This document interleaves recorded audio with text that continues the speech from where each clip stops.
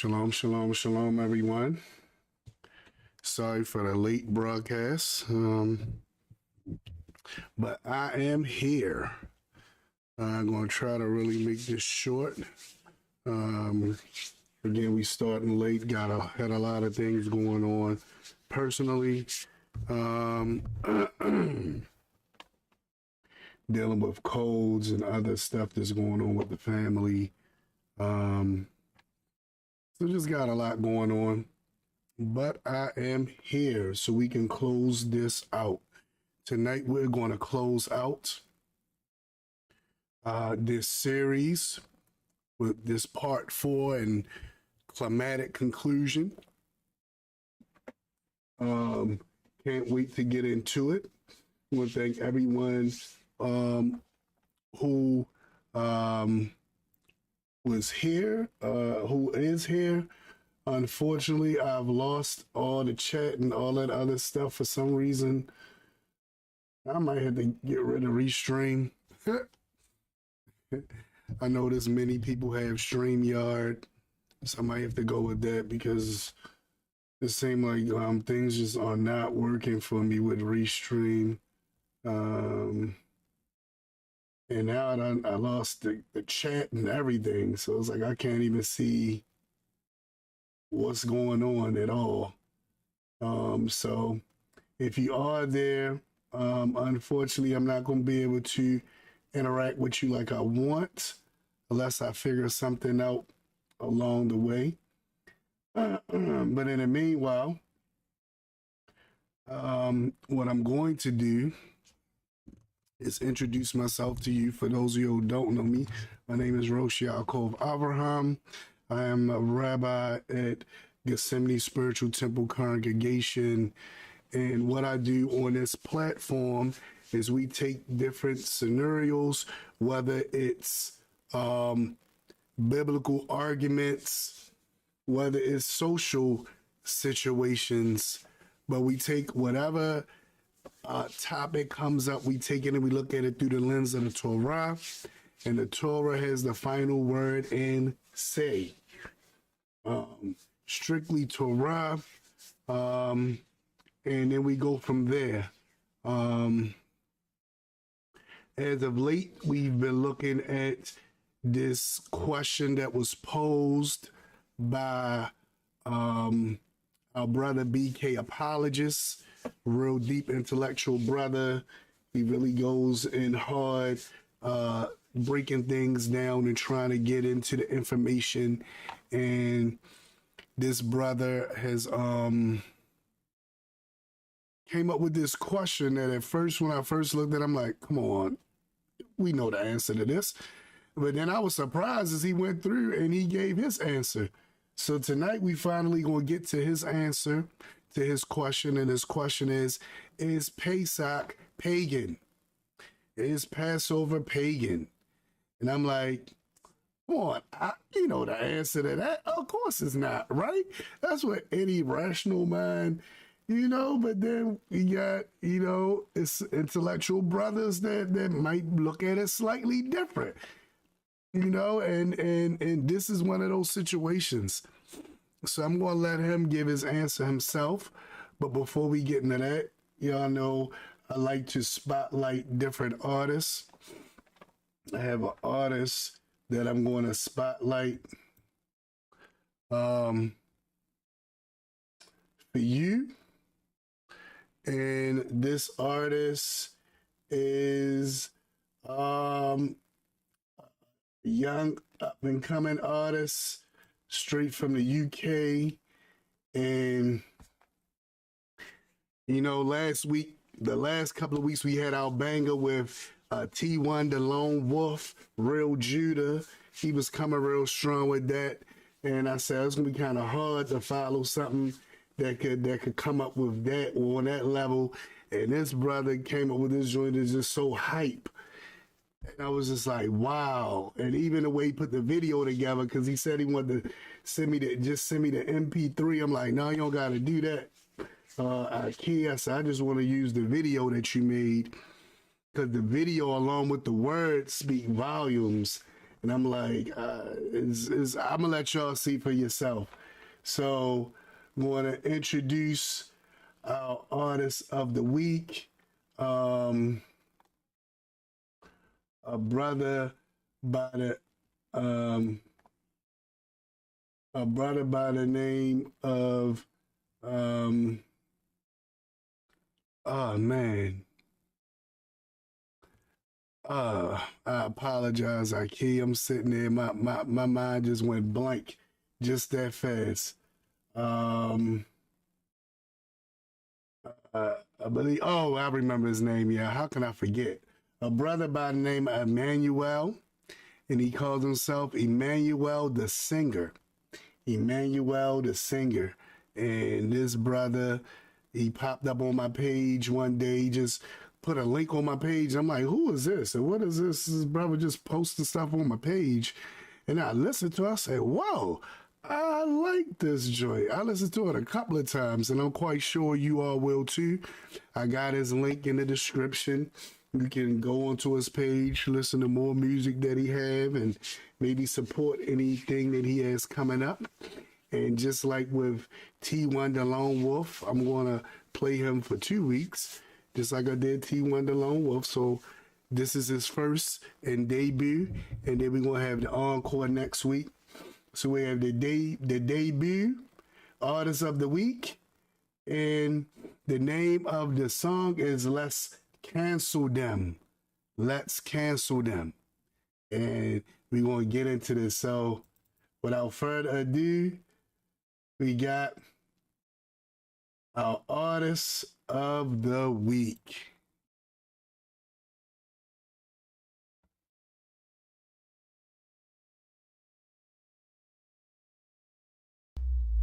We the true children of Israel. I wanna live in our sisters' brothers. This is a message from our sisters' brothers. Sister, brother, sister, brother. Stop listening to them devil. Don't give your money to them devil.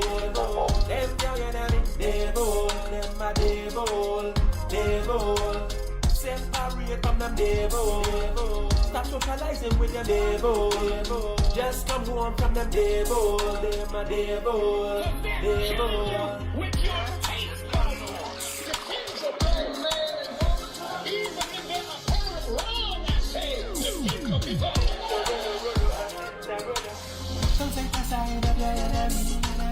I guess your sister's brothers. Stand with your sister's brothers. Sister, brother, sister, brother. Don't take the side of your enemy. I guess your sister's brothers. Stand with your sister's brothers. Sister, brother, sister, brother. You are a virus. You destroy the world, and the only thing that will change anything is if another virus comes along. And that's to you what you do to us. This is a message from our sisters, brothers.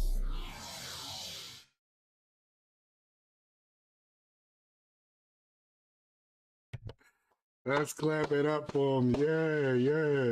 Emmanuel the Singer. Oh man, I want to listen to that joint again. I was like, wow, it's just catchy. It's real catchy. I see bright things in his future. I'm just glad I was able to be able to showcase him and talk about him before all these big dudes jump on him and be like, yo, you gotta check this brother out. And I was just like, the way he orchestrated, edited, even down to the video, put all the stuff down there. It was like so much said in such a short span of time. I was like, wow, this brother, gotta give it up to him. Really appreciate that. Appreciate him for letting me use this material for the show. And if I get any more information from him other than what I put in the description, I will share it with you. But I see this brother doing big things. And like I said, straight from the UK. You know what I mean? So Israel's everywhere. We waking up, and it is what it is. All right. So with that being said and done, the next thing we're going to do is get into our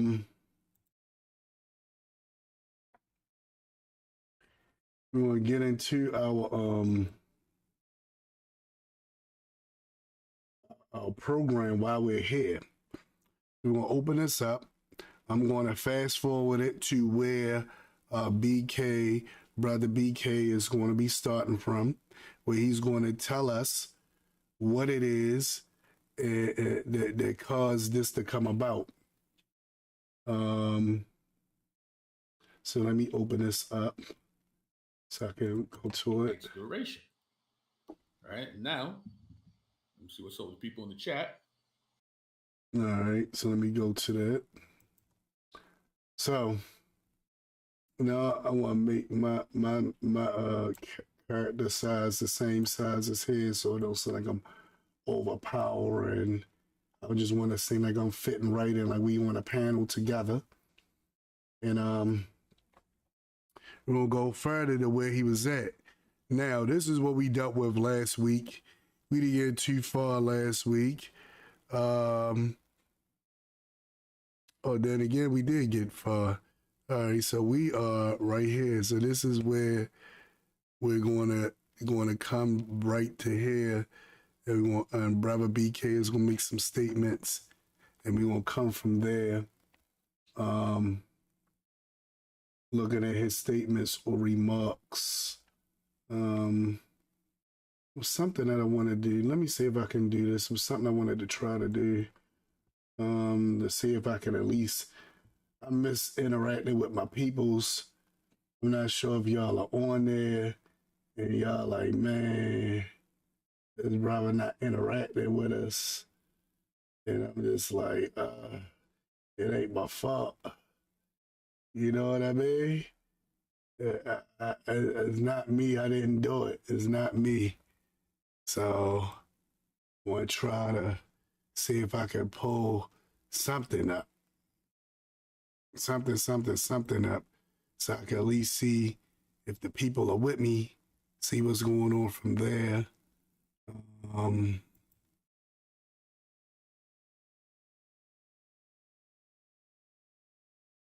See if the people rolling with me, see what's happening from there.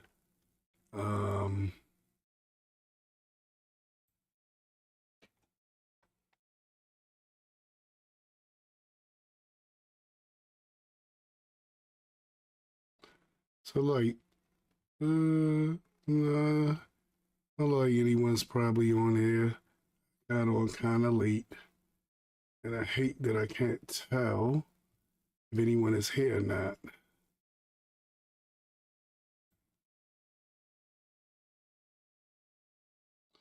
So look, if anyone is here or not. All right, so let's get into this. I'm not going to hold this up any longer. It's 10:15. So Brother BK is about to set this up, and we're going to look at this and see how we're going to fall in, how's this all going to come together, as we see what Brother BK is bringing up. So we want to see, well, how is all this going to come together to form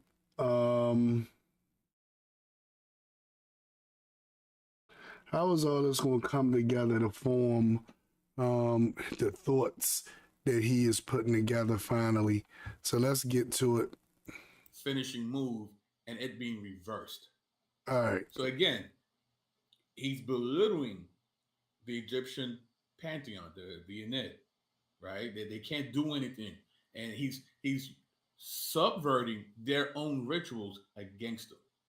Now, this is something that I found was curious as he was pointing this out. He said the Almighty took their rituals and used it against them.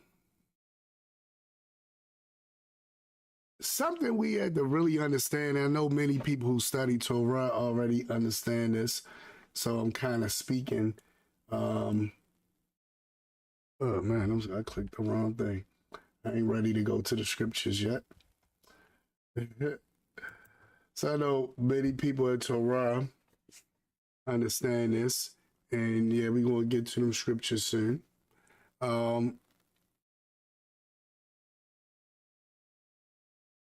Pharaoh, as Moshe was doing all the things he was doing, Pharaoh didn't believe that it was actually the Almighty doing it. If you read the scriptures carefully, Pharaoh believed that this was Moshe. Pharaoh believed that Moshe had some kind of higher wisdom or power that was allowing him to bring these things about. And that Moshe was a deity like he felt like he was. So Pharaoh wasn't looking at it. I know, if you read the accounts carefully, even how he talked to Moshe, he wasn't looking at it like it was the Almighty. Even though as time went on, he began to believe certain things. But for the most part, from the very beginning, he wasn't looking at this as this was Moshe. I mean, that this was the Almighty, but he felt like this was Moshe. And he was trying to quell down this rebellion that he felt like Moshe was building amongst the people. And that's what was going on. So when you had a situation like that, when Pharaoh is thinking of this in this manner, it's curious to me that you would say the Almighty would take stuff that Pharaoh, the Egyptians, understood and knew to be theirs and use it against them. And the thing that he's going to use, the example he's about to use, I'm going to let him use his example, and then I'm going to give you another way of looking at it, because always two sides to every coin, right? So I'm going to let Brother BK give his example, and then I'm going to come behind him and give my example of what I was looking at in that situation, because I was just like, wow. I'm going to let him just say what he's going to say, then I'm going to come behind him. It's almost like, a wrestler using his famous finishing move and it being reversed, right? That's kind of what God's doing to all of them, okay? All right, so he said it's sort of like a wrestler using his famous move and it being reversed. Now, all of us who grew up looking at WWE and all these different things, remember it used to be called WWF, but then they had to change it, I guess because of the another entity used those same letters, so that's when they changed it to WWE. You had Monday Night Raw. Then you had what was the one called that was the Rock show? It was called SmackDown. I think SmackDown came on Thursday or Friday. You had SmackDown, right? Yeah, all these different shows, right? And we used to love, like he said, when a person had you in their signature move, like Triple H went to put you in his move and you got out of it some kind of way and boom, got him, right? And or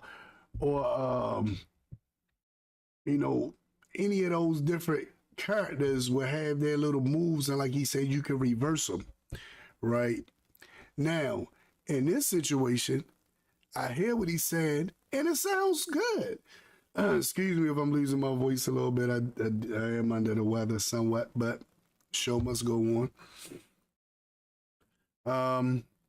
So it sounds good, right? It's like, okay, I see where you're going with this. I see where you're going with that, right?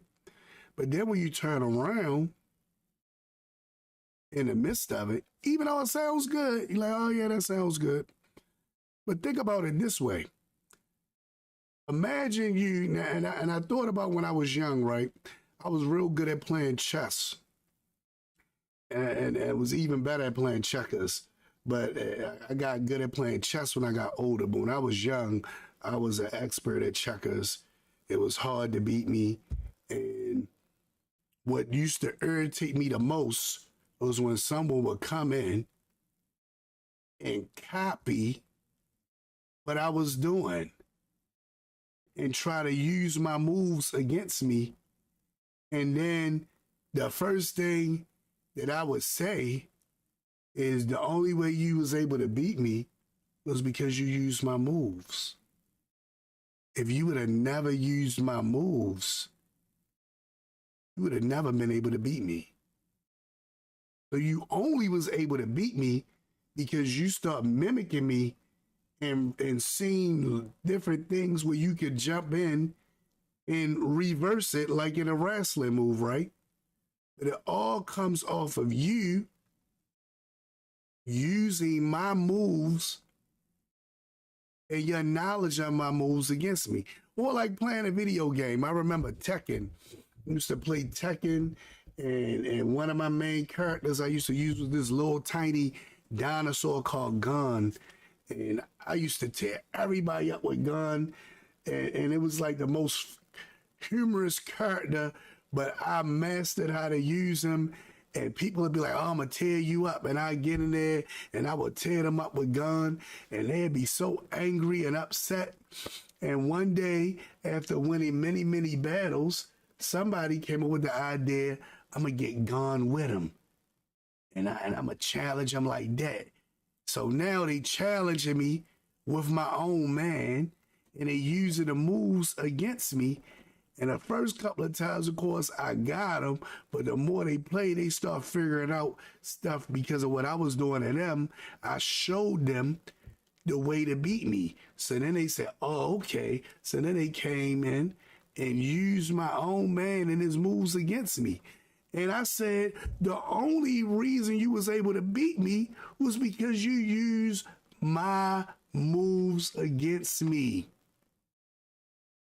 If you would have kept trying to play with your rules and your moves, you would have never beat me. The only way you was able to beat me is by using my stuff. Now, why am I going through all that to explain that? If Moshe and the Israelites, if the Almighty used the Egyptians' knowledge, the Egyptians' notions, the Egyptians' way of doing things to defeat Egypt, then all the Egyptians will say is, because y'all had the wisdom of Egypt, is the only reason your Almighty was able to beat us. That's why he was able to do it. Because you used our own stuff against us. You didn't come with nothing fresh. You didn't come with nothing new. You took what we was doing and twisted it and used it against us. That's how they would feel. They wouldn't feel like it's El Elyon, the Most High, who did all of this stuff. They feel like it's Moshe who used his knowledge of Egyptian of Egyptology and of Kemet, or whatever you want to call it. He used his knowledge of the Netter, I said it wrong. He used his knowledge and twisted it, and that's how he beat us. So it wasn't that the Almighty was strong and mighty. Like the Almighty tell us, the Almighty said it's because he had a strong and mighty hand. Not that he took what they did and twisted it and threw it back at him and said, ha ha, I beat you at your own game.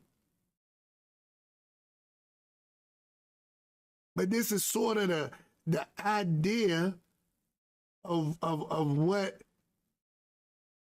the apologist is saying, is that the Almighty took, and I'm going to rewind it back so you can hear him yourself, so it ain't like I'm putting words in his mouth.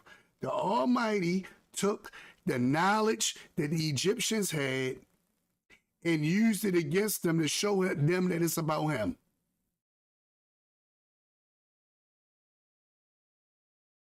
Right? That's what he said. So I can say the same thing happened when I played my cousins and friends in a game and they took my knowledge and used it against me. And to show me that it was about them. Took all the moves I did, mimicked them, twisted a little bit, bam, they won. Did they actually win? Or did they win because of my knowledge that they used against me? That's why I say it's kind of crazy when you're saying the Almighty had to take stuff from other people to prove something. Why would the Almighty have to do that? But I'm going to let you hear what he said. We'll be, he didn't have to do a polemic. Let's see. Let me go back a little bit so we can hear Brother BK say it himself. I think this is far enough. Son and other firstborn Egyptians could be an appropriation of Egyptian rituals. All right, so he's about to say it now. Very protection. By removing the divine protection from the Egyptians, assigning it to Israel, and dispatching his slaughtering demon to Pharaoh's palace, Yahweh indeed, quotes, brings judgment on all the gods of Egypt. Exodus 12:12. The gods who had failed as the protective deities of the 12 hours of the night. So again, he's belittling the Egyptian pantheon, the Enid. He about to break it down. They can't do anything. And he's subverting their own rituals. Their own rituals against them. It's almost like, a wrestler using his famous finishing move and it being reversed. So that's the whole thing. So you subverting, you taking their stuff and you using it against them. Is that really going to give people the idea that you better than their deity? Or is that giving them the idea that you had more knowledge about the things that their deity wanted them to do than they did? Think about it. If you go back to last week's show, you'll hear how the apologist said these guys used bear and put dye in it to have it the color of blood to quell the bloodlust of their deity called Seknev, right? If I take what he's saying and saying that that's what that ritual's about, that the Israelites said, we're going to go a step beyond. We're going to actually give the blood. We're going to actually give the blood. That's how the Egyptians would look at it. Oh, we was giving the bear. It ain't really worked that good. They actually gave what she was lusting for, which was the blood. That's why it quelled it. We was hoping she was going to drink this beer, become intoxicated off the beer and get drunk and pass out. But she needed the actual blood. See how it taints what the Almighty did? I don't know if y'all can see that, but that kind of taints what he did. To try to even connect it to that. At all. Even though you saying it's a polemic, even though you saying he twisted it, and say, yeah, he twisted it, it shows he had more knowledge about it. So now next time, when that night come, they not going to say, oh, we looking towards Moshe deity. They going to say, oh, we understood what Moshe and them did. They used real blood. We need to use real blood. We can't just use this bear. We need real blood. Let's get some lambs or other animals and slay them and use the real blood. See how that works? They didn't teach them anything.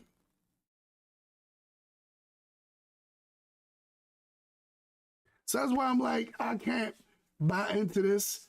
Don't worry, we're going to get to what he's actually saying in a minute. But before we get there, he's saying something about the deities of Egypt being judged, right? He's saying this about the deities of Egypt being judged. And I want y'all to see something. So I got to pull something up.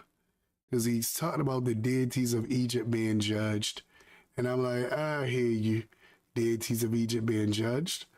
Let's look at this and see what this is talking about, right?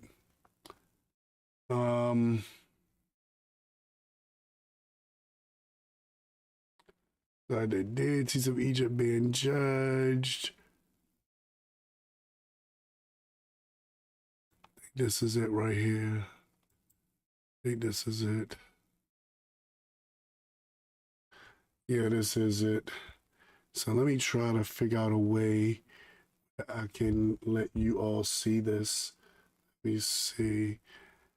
Man, technology, people. Don't worry, we're gonna get it together. We're gonna get it together. We're gonna get it together. All right, this was a funny video. Well, not funny, but it was very informative and short video. Let me see if I can switch it around. All right, yeah, so it's showing, so y'all able to see it. Now, they're going to break down the judgment that was passed down on the deities of Egypt. And notice they're not going to say anything about polemics and twisting stuff and all that, but they're going to show you the right way to look at the deities being judged. Because if we look at the deities being judged as, oh, the deities are being judged because it's polemic, right? If we're going to look at it like the deities are being judged because of this polemic and him taking the stuff of the Egyptians and twisting it, then we're going to miss it. So I'm going to go ahead and let this play so we can see this understanding of how the deities of Egypt were judged. That the 10 plagues of Egypt were judgment against the gods of Egypt as well as the people. First plague was when God turned the Nile to blood. The first one was judgment on Apis, Isis, and Khnum, all gods of the Nile. All right, so when the Nile got changed to blood, when the Nile was changed to blood, that was a plague on the different deities that protected the Nile.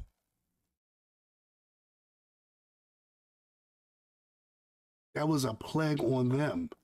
Not by twisting stuff about them and being a polemic, but actually showing that they had no power to stop him from doing what he wanted to do. He said he was going to do it. He did it. And their deities could not stop him. That's how the Almighty shows his judgment, his power over the deities of Egypt. Not by taking something that they did and twisting it to say, hey guys, I took y'all stuff and used it against you. But I'm gonna go back. Let's look at some more stuff.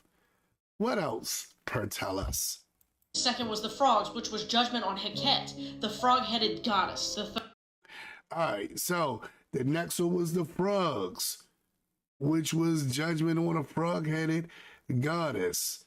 Let's go on. Third was gnats, which was judgment against Set. All right, the gnats was judgment against Set, god of the desert. The fourth plague was flies. This was judgment on Uachet, the fly god. So the flies was the judgment on the fly gods,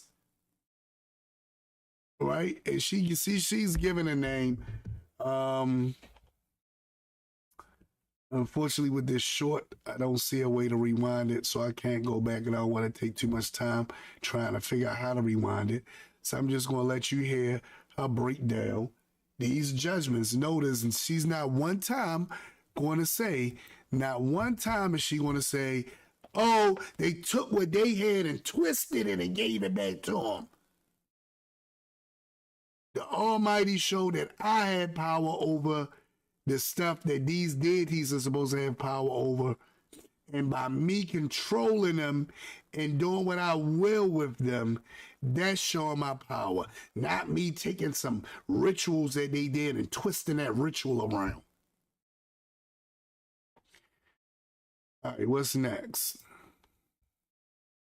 Fifth one was death of livestock, judgment against Hathor and Apis. All right, now this was judgment against Hathor and Apis, and these was both the deities of the livestock, right, and the animals.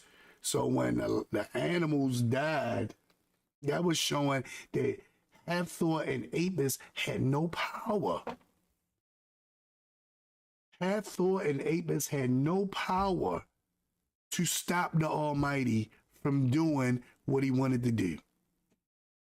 I want us to get a real understanding of what, because he says it over and over throughout the series, this judgment's on all the gods, judgment's on all the gods. And he's saying by this polemic that we see with Siknev, that was the judgment on all the gods. And I'm like, no, what are you talking about, right? She's about to talk about Siknev, right? She's about to go into it. Watch this. Both depicted as cattle. The sixth was Boils, judgment against Sekhmet, Sunu, and Isis, who were... Now, the Boils was judgment against Siknev and the other different deities that she named, because they were supposed to be able to protect people from pestilence. They were supposed to be the ones in control of pestilence, as the apologist pointed out. These guys was the ones who supposed to be in control of pestilence. So by the Almighty said, I'm in control of the pestilence because I'm sending these boils, and there's nothing your deities can do about it. That's power. Not me taking something that people use to worship you and twisting it and then saying it's really about me. The power is, I don't even have to use any of their stuff. I'm just going to come in and say, this is this, and that's what it is. That is that, and that's what it is.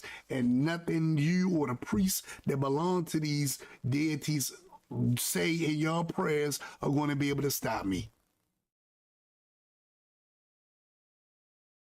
And we seen it happen. Every time something happened, Pharaoh went to the wise men. Some of these wise men had to be the priests of these different deities, and they said, hey, nothing we can do. We can't do nothing. There was nothing they could do. That's to show them the weakness of their deities that they had faith in. Not taking stuff that they do with them and twisting it. So let's go a little further. A little bit further. Prescribed with powers to prevent disease. The seventh plague was thunder, hail, and lightning, which was directed at Nut, the sky god, Osiris, the crop fertility god, and Set, the storm god. All right. So we see that all these things, the hail and all these other different things was nothing but him showing, I control this stuff. You're looking to these deities and believe that these deities are the ones that's in control of this stuff. But I'm letting you know that I'm in control of this stuff. I am the higher power, and nothing you do or your deities can do can stop me. That's what the Almighty is showing with his power. Not, I'm going to copy their rituals and twist it and make a polemic so we can laugh and joke about it. What are you talking about? It don't make no sense. Well, we're going to keep going.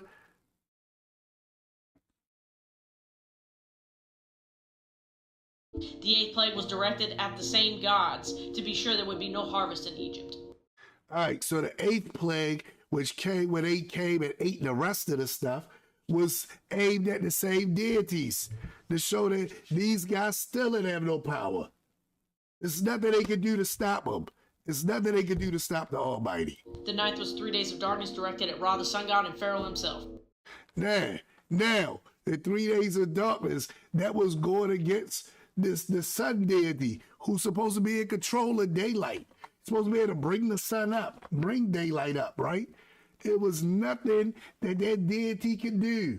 Or Pharaoh, who's supposed to be his son. Nothing you can do. Nothing. Right? Let's keep going.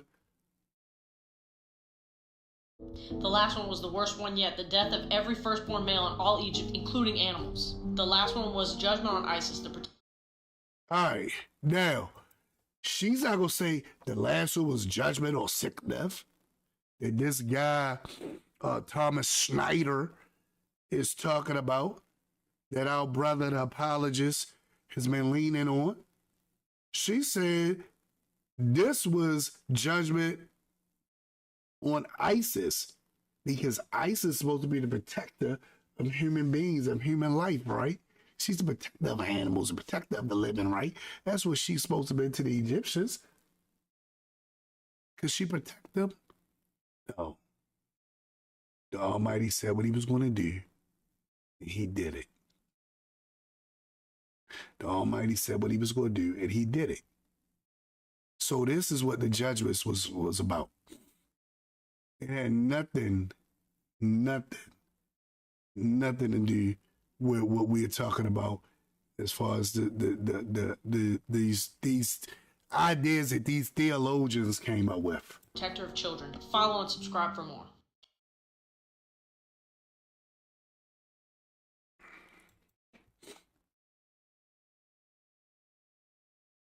So now we're going to get to the bottom of why our brother BK is coming at Pesach on this level. It did as though he's religious. And in the Bible, I was confused. I was like, why is he coming at Pesach on this level?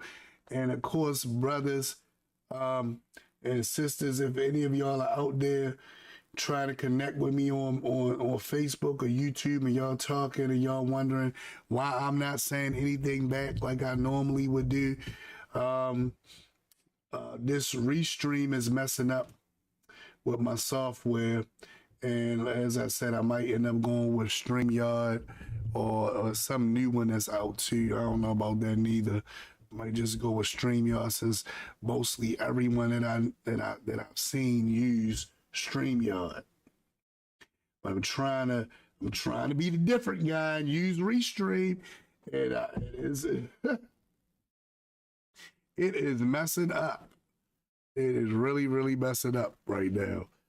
As far as connecting to my other software that I needed to connect to, the OBS, is really, really messing up. And it's normally all connected. I don't know what transpired to bring it to this point. And I got so much going on right now that I don't even have time. I didn't even have time to try to fix it. I just jumped on, did what I had to do, and said, guess we gotta make it happen. All right. So now, the moment you all been waiting for. Why, oh why, Brother BK, why are we having this discussion? So we gonna get to his question. Right? That's kind of what God's doing to all of them. Okay. Let me see here. So, I said a lot. I read a lot. Mm-hmm. Okay. So now hopefully we can answer these questions. Mm-hmm. So, based on what we've read today, does Passover have pagan origins? No. If you say that it does, please put a 1 in the chat.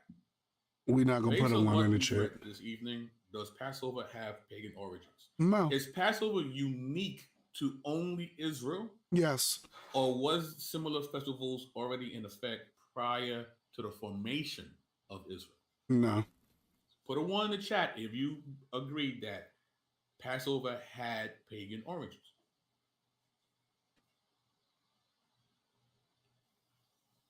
I will wait.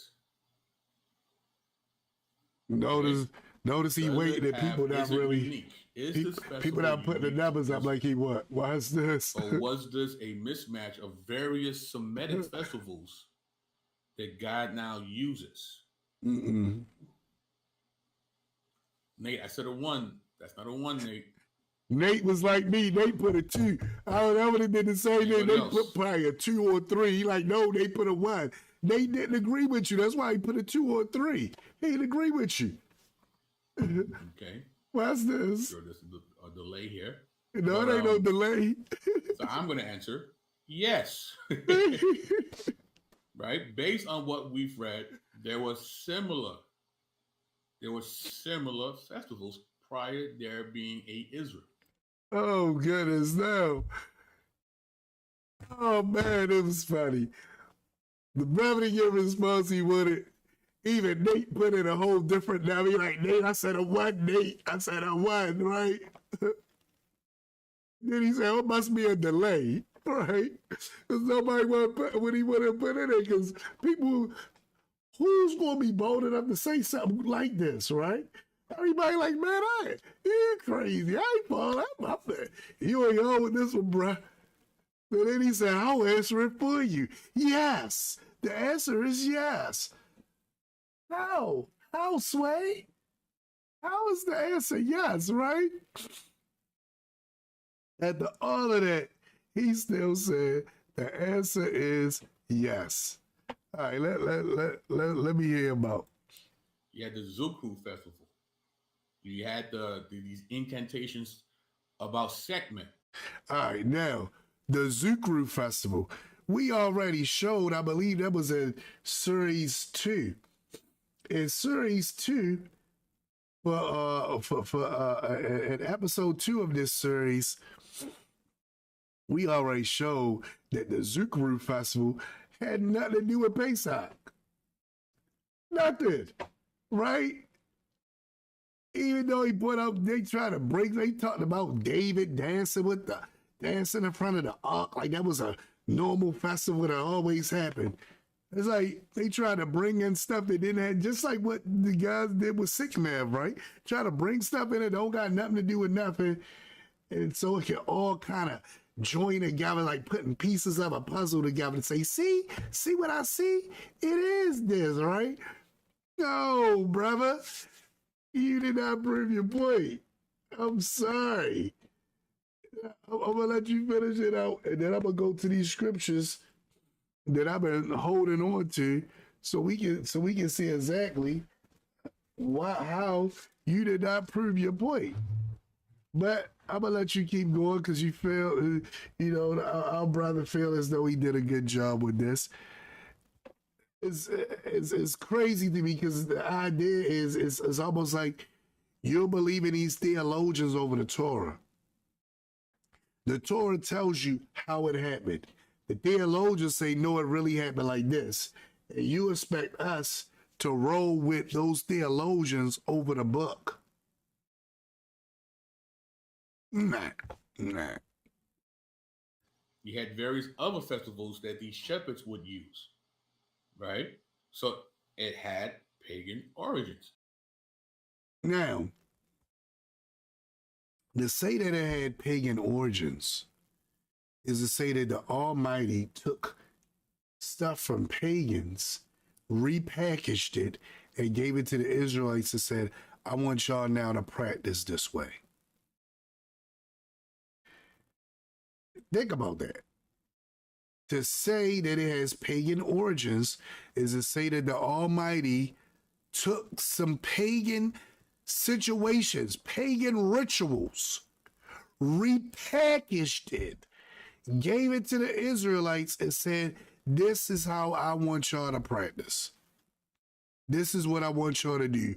But now you're doing it for me, so it's a difference. See, first, y'all did it for them pagan deities, but now you're doing it for me. All right, let's take a look at this. All right, so we're going to go through these different chapters. Some of it's going to go back to some stuff that we already talked about before. And we just going to go to there. So you got Leviticus chapter 18. And we'll look at verse 3.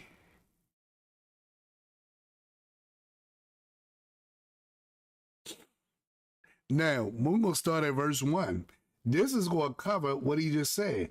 He just said the Almighty took stuff from Egypt and...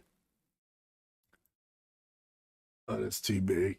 The Almighty took stuff from Egypt and Canaan, repackaged it, and gave it to the Israelites and said, this is what I want y'all to do for me now.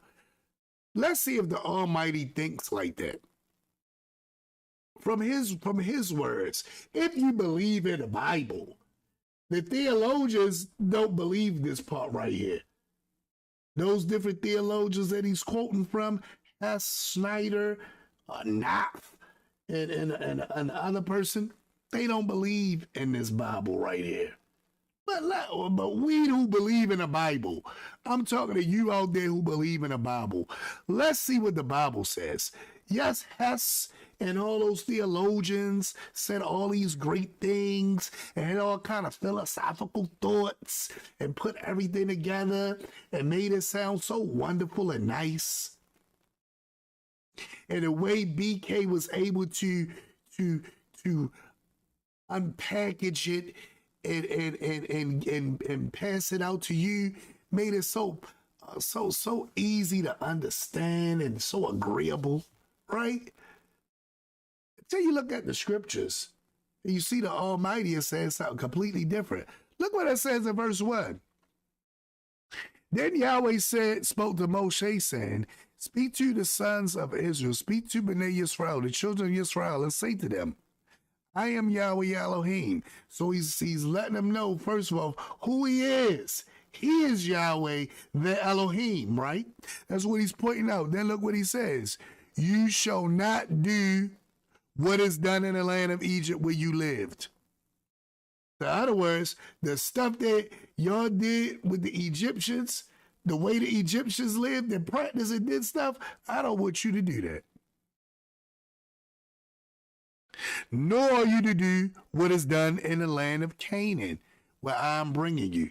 Now, the next day is, I don't even want you to copy people in this land that I'm bringing you to. I don't want you to do what the Egyptians did. I don't want you to do what the Canaanites did. But wait a minute. Our brother and the theologians said the Almighty took the stuff that Egypt did and the pagans did, repackaged it, and gave it back to him. He said here, you shall not do what is done in the land of Egypt where you lived, nor are you to do what is done in the land of Canaan where I am bringing you. What does he mean by this? You might say, well, that's kind of vague. What does he mean? You shall not walk in their statutes. In other words, their laws, their religious customs, all that different stuff, you are not to do. You are to perform my judgments and keep my statutes and live in accord with them. Not anything these pagans did, but with what I'm telling you to do. Why? He says, I'm Yahweh Elohim. So he lets them know. This is why, because I'm Yahweh Elohim. So you shall keep my statutes and my judgments, which, if a person follows them, he will live by them. I am Yahweh, right? So he breaks this down. He lets them know who he is. He lets them know what it is he expects them to do. He do not want them to imitate the Egyptians. He do not want them to imitate the Canaanites. But he wants them to do what he tells them to do. Straight like that.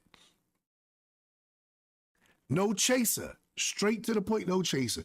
Now you might say, come on, that could be interpreted any kind of way. Okay, let's go to Leviticus 20.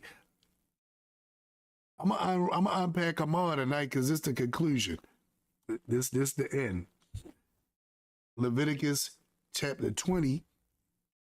We'll go down to verse 23.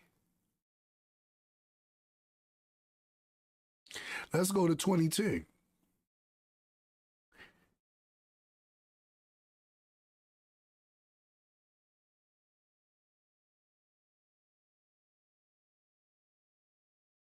So 22 says, you shall therefore keep all my statutes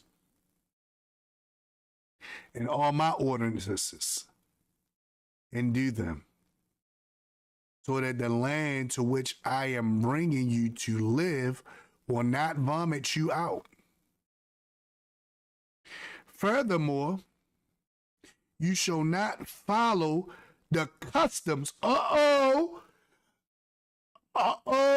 He said the customs, that mean the religious rituals and all that stuff that BK said. Oh, he just took what they was doing, repackaged it, and gave it back to him, right? And now they doing it for him. Almighty said, no, you are not to do this.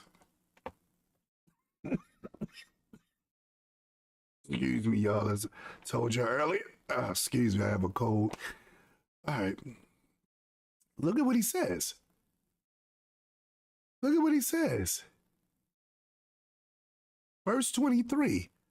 Furthermore, you shall not follow the customs of the nations which I'm going to drive out before you. So when the apologist tells us that he took the rituals and different things that the nations who the Almighty drove out, the Almighty took those rituals from them and changed it slightly to represent him, so now they're able to do it. You got to look at that and say, wait a minute, brother. He tells them not to follow these customs and rituals of the people that's getting put out the land. He don't say you can refurbish it and do it for me. He said don't do it at all. Again, furthermore, you shall not follow the customs of the nation which I'm going to drive out before you, because they did all these things. Therefore, I felt disgust for them.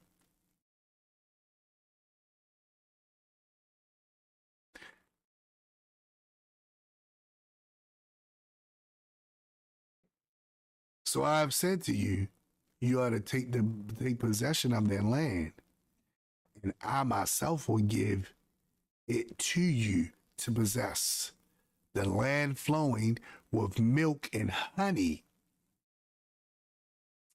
I'm Yahweh Elohim. He says he is Yahweh Elohim who singled you out from the peoples. So in other words, I separated you from the people. So if he's separating us from the people, why does he want us to act like the people? If he's separating us from the people, that means we ought to act like the people, right?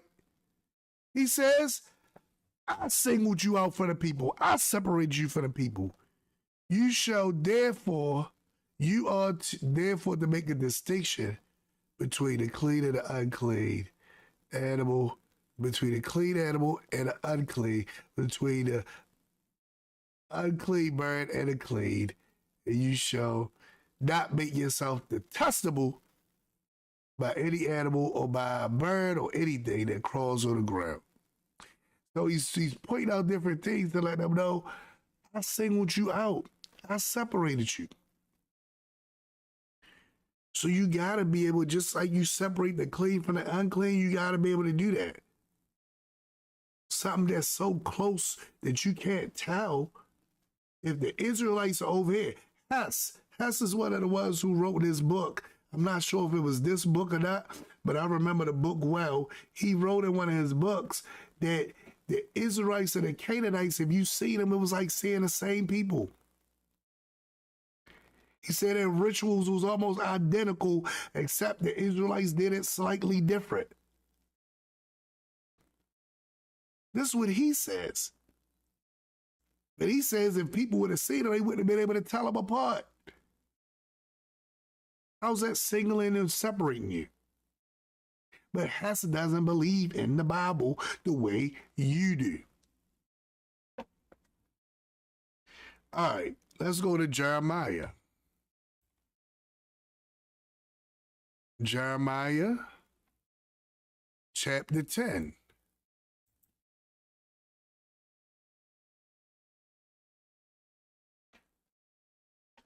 Look at what it says.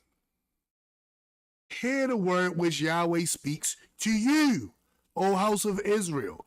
So who is he talking to? Israel, the house of Israel. He's already telling, he's letting us know that this word I'm speaking to you. This is what Yahweh says. Do not learn the way of the nations. So don't try to learn the stuff that they do. and do not be terrified by the signs of the heavens. Although the nations are terrified by them. For the customs, the rituals, the different things and practices that these nations did, the customs, the rituals of the people are futile. So why would he have you do something that's futile? That's futile, right? Why would he have you do that? If he know it doesn't mean anything and it's just pointing back to him. He says, for the customs of the people are futile. Period. Then he's going to give us an example. Let me give you an example. It is wood cut from a forest, the work of the hands of a craftsman for cutting tool. They decorate the idol with silver and gold. They fasten with nails and hammers so they will not totter. They are like a scarecrow in the cumber field, and they cannot speak. They must be carried because they cannot walk. Now, this is not the version that I like to read from. I just realized I was reading from the wrong one, but it's still close, right? Still close. Now, let's go to... Jamie, you want a light?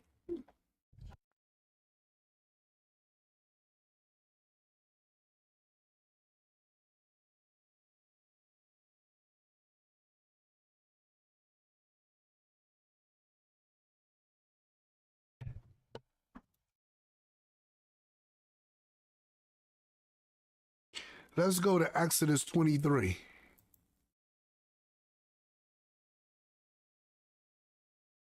Exodus 23. And let's look at verse 24.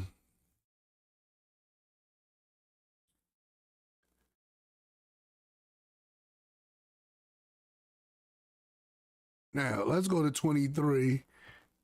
Before we get to 24, I just like to go up a little bit so we can see the full picture. For my angel will go before you and bring you into the land of the Amorites, the Hittites, the Perizzites, the Canaanites, the Hivites, and the Jebusites, and I will cut them off. You shall not bow down to their deities, nor serve them, nor do according to their works. In other words, even if you're not serving them, you can't do their works even towards me. You can't sit and say, oh, how was they doing stuff? Let me copy them. You should not bow down to their deities, nor serve them, nor do according to their works. So you can't even do according to their works. Anything that was similar to their works, you can't do. So when these theologians saying these guys was practicing stuff that was similar to the paganism, we got to remember that the Almighty says you can't do that. So are the theologians right, or is the Almighty lying? Elohim forbid, heavens forbid. We know good and well the Almighty is the truth. So the theologians are the ones lying, because his Torah says clearly what it is. It says, but you shall utterly overthrow them and completely break down their pillars. You shall serve Yahweh your Elohim, and he will bless your bread and your water. And I'll take the sickness away from the midst of you. Now, notice the Almighty is saying follow him and what he's doing. Now, what he's doing is similar to what the pagans doing. How you gonna know which is which? The same thing, according to the theologians. Slightly different, but it's the same thing. The theologians say, right? I'm gonna keep going, go a little further. Deuteronomy. Let's go to Deuteronomy. Oh, I'm running down all the verses now because we gotta get to the bottom of this, and I'm gonna let our brother finally tell us his secret as to why he brought this about. I think that's the very next thing he's about to say is give us his secret as to why this came about in the first place. So now if you go to Deuteronomy chapter 12 and you look at verse 3,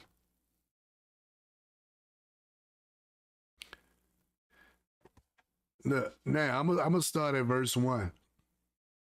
These are the statutes and judgments which you shall be careful to observe in the land which Yahweh, your Elohim, the Elohim of your father, is giving you to possess all the days that you live on the earth. So he said, these judgments and statutes we supposed to observe, right? Look at what he says.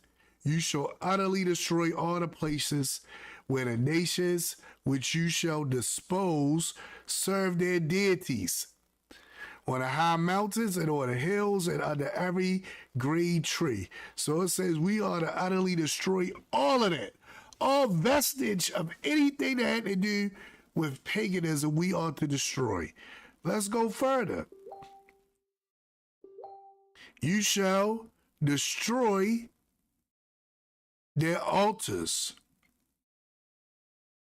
Says you shall destroy their altars.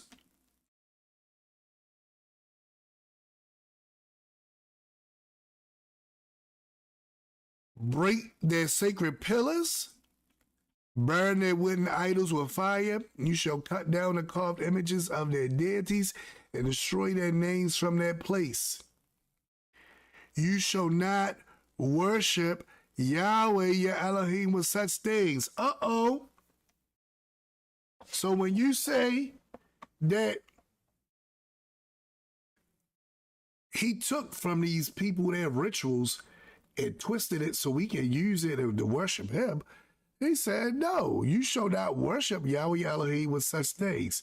Now, you might say, well, the such things is the idols and the images and all that other stuff, right? Let's go further. We go down to verse 30.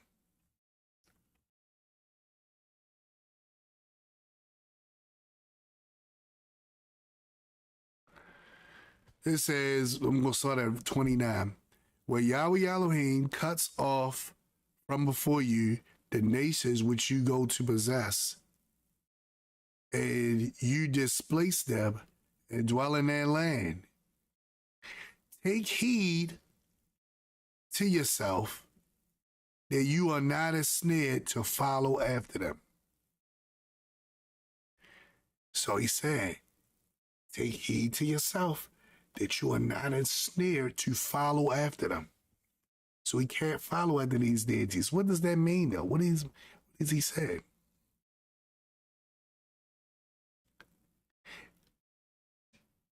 Take heed to yourself that you are not ensnared to follow them after they are destroyed from before you, and that you do not inquire after their deities. Say, how did these nations serve their deities? I also will do likewise. So you can't inquire about how they serve their deities and say you're going to practice that way with the Almighty. You can't do that. You shall not worship Yahweh your Elohim in that way. So the customs, their rituals that they did, that we just was fed and just looked at for the past weeks now, been told that all these customs, these rituals was passed down to Israel by the Almighty himself. He took these rituals for these people and he changed them himself and said we can worship him in that way. The Almighty is saying right here himself, you shall not worship Yahweh your Elohim in that way. I'm going to say it again. I'm going to say it real slow. You shall not worship Yahweh your Elohim in that way. Let's go back.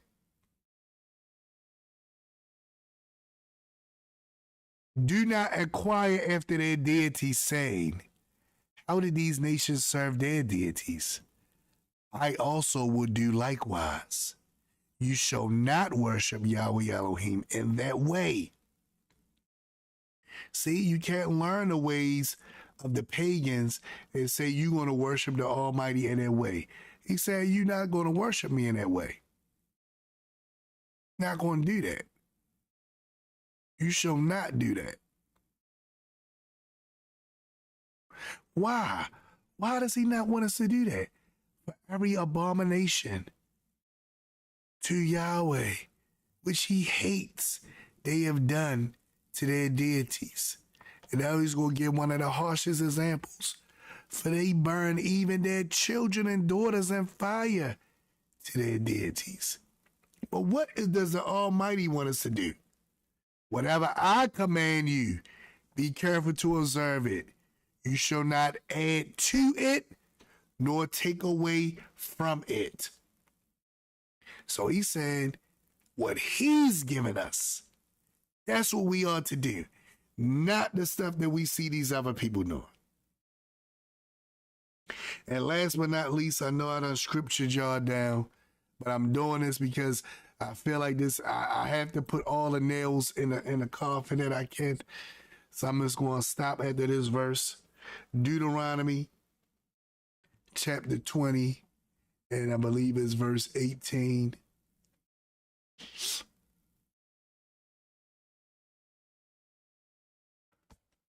Let's look at what it says. I'm going to go back to verse 16. But the cities of these peoples, which Yahweh Elohim gives you as an inheritance, you shall let nothing that breathes remain alive. For you shall utterly destroy them. The Hittite, the Amorite, the Canaanite, the Perizzite, the Hivite, the Jebusite. Just as Yahweh Elohim has commanded you. Why are you to destroy them? Lest they teach you to do according to all their abominations.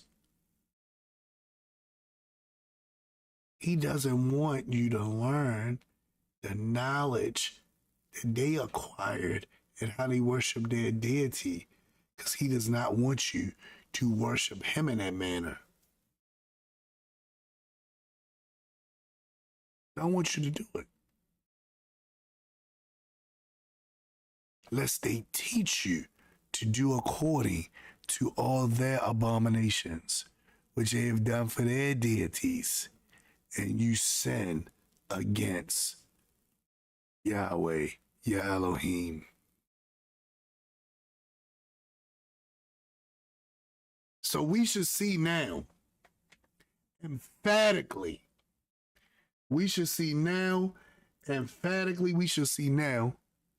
that this idea that the Almighty took some pagan stuff and twisted it and gave it back to us is crazy. We should now see that emphatically. We should be able to look at that and be like, no, that ain't happening. But I'm going to let Brother BK close us out so we can see why he did this, because I promised y'all that we was going to see, why did he do this? Why did our brother do this? Like I said, this brother is real deep and intellectual. So I was in shock. Literally. I watched this brother several times. Okay, this brother he got some things. Well, I don't agree with everything he say, but he got some things going on with him, right? And then it seemed like, I'm gonna let you see why. I talked enough. So let's see what's going on. I talked enough. Let's see what's going on. Now, the second question, is Passover itself pagan? When Israel gets together and they have this Passover meal, are they worshiping another God or are they worshiping Yahweh? Of course, the answer to that is, yeah, they're worshiping Yahweh. They're not worshiping another God. All right, so this is how he begins to rationalize what he's about to tell you. So, as they keep these things that was birthed from paganism, as long as they not doing it to a pagan deity, but to the Almighty, it's okay. But we just seen in all those verses that I read where the Almighty himself said, it's not okay. The Almighty himself said what Brother BK is about to say. The Almighty himself said it's not okay. But Brother BK and the theologians is going to tell us it's okay. They're not. Mm-hmm. Right? It's about Yahweh. In fact, Passover is very much a polemic against these other religions and these other festivals. Right? Yahweh is saying, I am the true protector. I am the true rescuer. I am the one that blesses and gives rain. That's what I do. Baal doesn't do that. Segment definitely doesn't do that.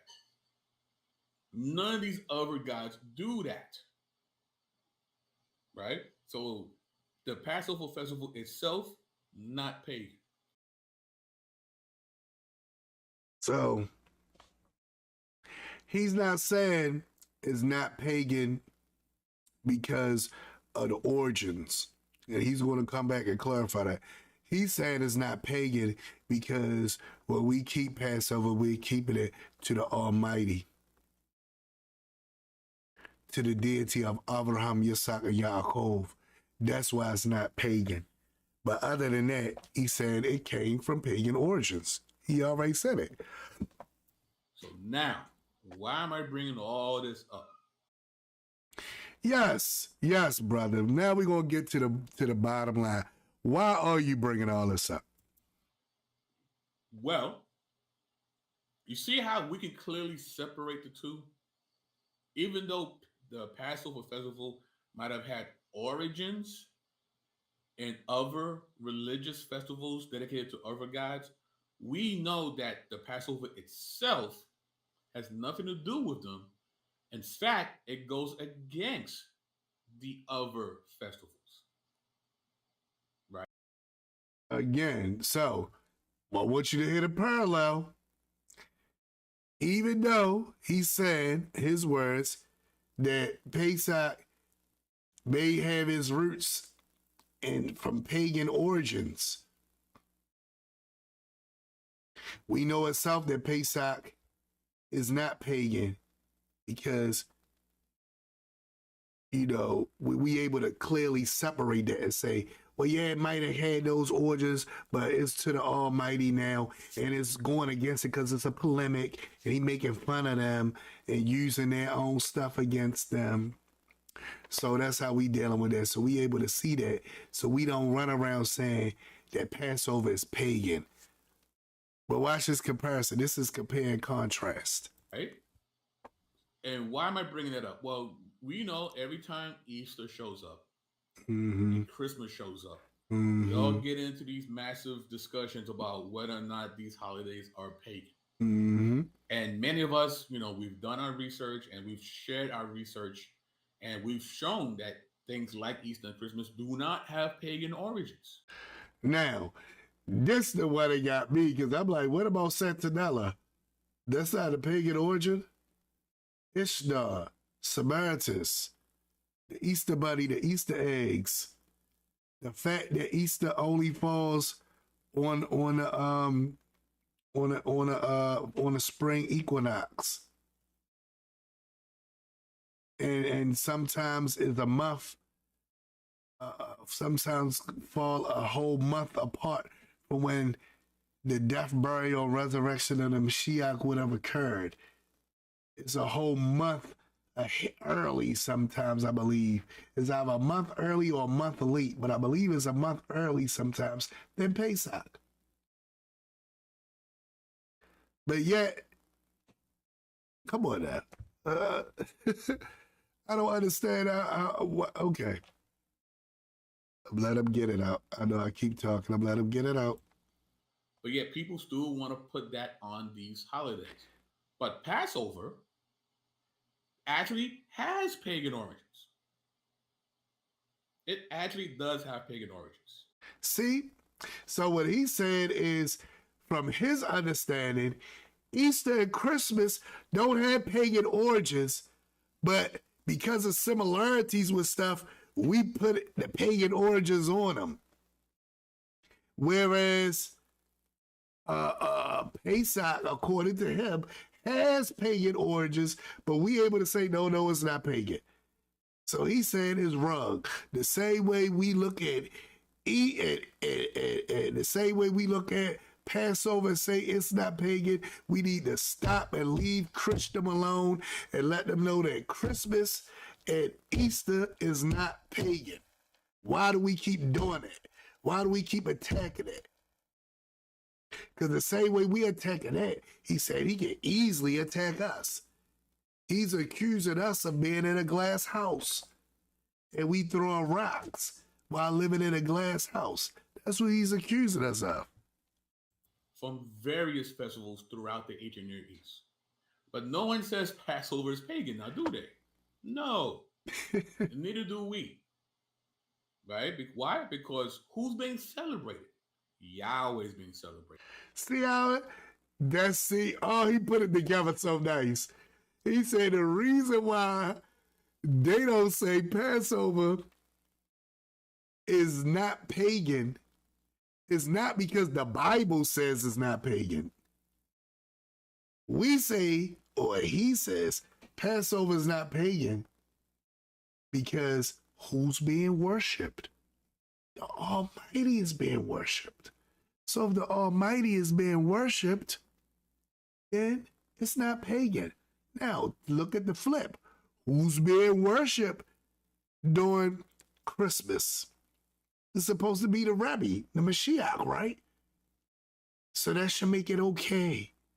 Who's being worshipped on Easter? It's about the resurrection, right? So that should be okay. That's where he's coming with this from. The intent on who is being worshipped. But the Almighty already made it clear that just because we worshiping him, he's not going to let us just take some pagan stuff and worship him that way. He tells us over and over in his Torah not to do it. So why tell us, can you believe that he did it? And now it's telling us to do it. Why? If he himself said don't do it, why would he repackage something that we can clearly see is pagan and give it back to us and say, all right, now y'all do this? Like, we can't see that this is pagan.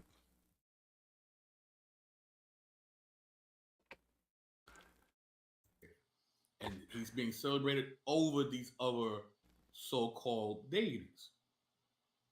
So if we can celebrate Christmas and Easter that doesn't have pagan origins, then we should have no issue with Passover, even though it does have pagan origins. He a smooth brother. You a smooth brother, BK. When Israel gets together at this time of year, gotta watch you, son. break bread. We all know what the intent is, and we all know which God they are worshiping. Just like Christians, when they put up that Christmas tree, look, there you go. or they're walking around with these eggs, we know which God they're worshiping. So how they worshiping the Almighty with some eggs? How are they worshiping the Almighty with the tree? But see how smoothly he puts that in? So now you'll feel like, dang, he right. If we can't say that Passover is pagan because we know who we worshiping, then we know who we worshiping when we got that tree. We know that for those of us in the Torah, this really ain't even about us, right? This is a way to suffice people who are now being convicted, who now ran into a brother that told them about that tree, and they are being convicted, saying, dang, you know what? I probably shouldn't do this with this tree. So he's now twisted as to say, brother, it's okay. You doing it for the Almighty, just like them. That they really pagan for real, but they doing it towards the Almighty, so it's not pagan because they doing it towards the Almighty. So you can have your egg and run around with your egg, you can run around with your tree. It's okay. This is really a plea for them. And a lot of brothers and sisters who don't want to come out, who don't want to stop practicing these pagan rituals of Saturnalia, of the birthday of Tammuz, of Ishstar, and a festival of fertility. You don't want to stop worshiping this. I'm going to bring y'all something where y'all can fight back. Yeah, y'all can tell them, hey, your day pagan too, but we not saying nothing about your day, so don't say nothing about ours. Right? It is a way of making you feel good. You feel good about yourself as you sing your Christmas carol and drink your nutmeg and boil your egg and dye it.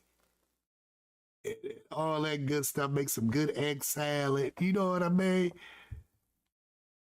This not really for us in Torah. This is a way to try to quiet the quiet down of voices in the different Christian parishioners' ears that's telling them, I need to get out of this. I need to get out of this. We know. Right? So if you want to play the legalism game, you want to play the pagan origin game, I advise you not to. Because you might find some things that you thought was just super duper, just unique to scripture, and find out that that's not the case. Hey, and that's fine. I took the challenge, BK. Because God constantly, throughout the Old Testament and the New Testament, uses the cultural background of the people that he communicates with, and he uses it to communicate the actual truth. Oh, the brother so smooth, boy. Y'all, what you smooth brother, BK. But I took the challenge. I showed you the Torah that those different things that those theologians brought up does not have any substance or weight to it. Also took the challenge and showed that that is not about just through the Torah, not just me. We just read a bunch of scriptures that show that it's not all about it's not all about who's being worshipped, but it's mainly about what we're doing, because the Almighty makes it clear that even in worshiping him, we cannot worship him in a pagan manner just because it's him. So you real smooth, brother BK. I'm going to stop it here because I'm at the hour and a half spot. I don't want to go past the hour and a half. So I'm at the hour and a half spot right here. So I'm going to stop it right here. I got the video in the subscription. I mean, in the description. If you want to watch Brother BK's video without my commentary, and you can clearly go to Brother BK's video and watch it. Again, I have it in the description. Real intellectual, but as you see, the brother's smooth. The brothers, you listen to the brother long enough, the brother can get you, boy. Gotta watch him. Gotta watch him. But watch that logic. I remember the sages was real upset with brothers who had that philosophy, that logic before. They said, but they didn't like them brothers, because them brothers was too smooth. This brother smooth. You see what I'm saying? They brother too cool and smooth, boy. I would give it to you, but thanks to you, BK Apologist, for letting me use your information your source and actually being able to look at it through the eyes of the Torah so we can see that. I want to thank Emmanuel, the singer, again, for allowing us to use his song as a spotlight song. And again, we're going to do an encore presentation of it next week for those of y'all who missed it. Next week, I think I'm going to deal with disciplining children. I was on this thread, and I want to go through this thread where the people were talking about disciplining children, and they was comparing it to slavery and saying that stuff like, it perpetuates the slave mentality and speaking against it. And I really believe, as we've been going on and we've been getting caught up with a lot of stuff, and I see this every day with our young people and our youth, a lot of our youth don't need the correction when they get too old for the correction, because then it ain't going to do anything. So I think I want to get into that. So I'm going to actually get into that and link it is a post that my brother Conscious Lee put up. Good brother, always got good information. He put up this post that was real nice, and I just said one thing on it, and when I seen the amount of hate that people generated my way for just talking about disciplining children, you'd have thought I was talking about child abuse for real. They was hot. People start calling me ignorant, calling me old. Oh my goodness, when you read these things that these people said to me on this post, I said, you know what? I need to do something about this, right? I'll make a video on this. And then I posted a little video trying to be humorous, and one dude said, you show your ignorance. You ignorant, and talking crazy to me. And I was like, oh my goodness, what? I said, what is going on here? I said, okay, y'all talk me into it. I'm going to do a video about it. I'm going to tag Consciously in it, in his post, and just go from there. So next week should be an exciting show.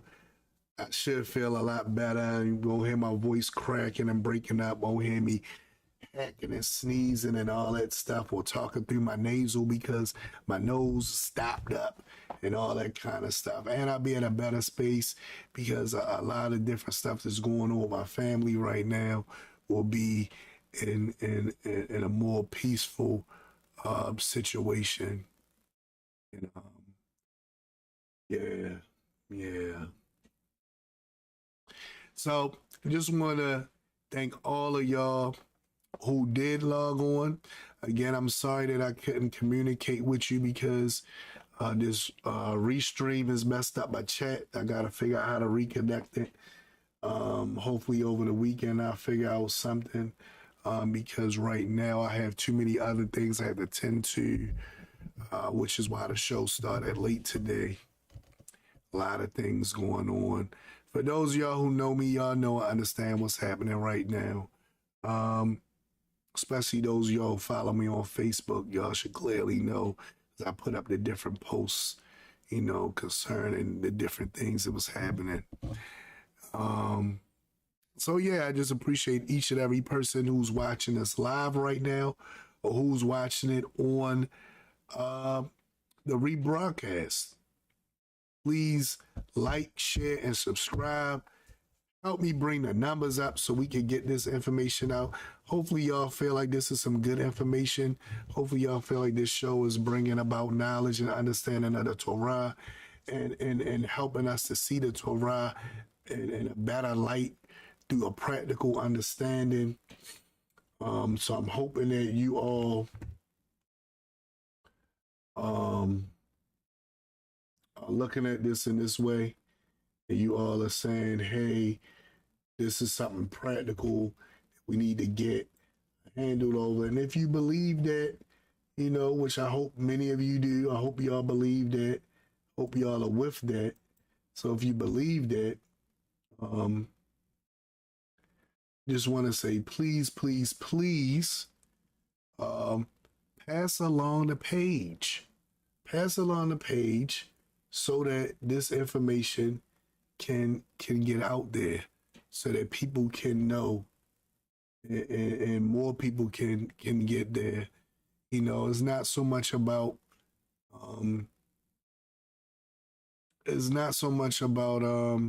just building up the numbers just to build up the numbers, but the more the numbers build up, the more the information is passed along, the more the outreach grows, and the more people can come to this knowledge of Torah and truth, and the more Yisrael can awaken out of its slumber, which is what we all are trying to do right now. We trying to wake Yisrael up. And how else can we wake Yisrael up if they can't hear? You know? So with that being said and done, again, I'm Rosh Ya'acob Abraham from Gethsemane Spiritual Temple Congregation, one of the rabbis at Gethsemane Spiritual Temple Congregation. Just pray that you have a peaceful week. And I will talk to y'all next week. Hopefully, everything is going the way it should be going, and the show will be on time next week at 9:30. I bid you all shalom.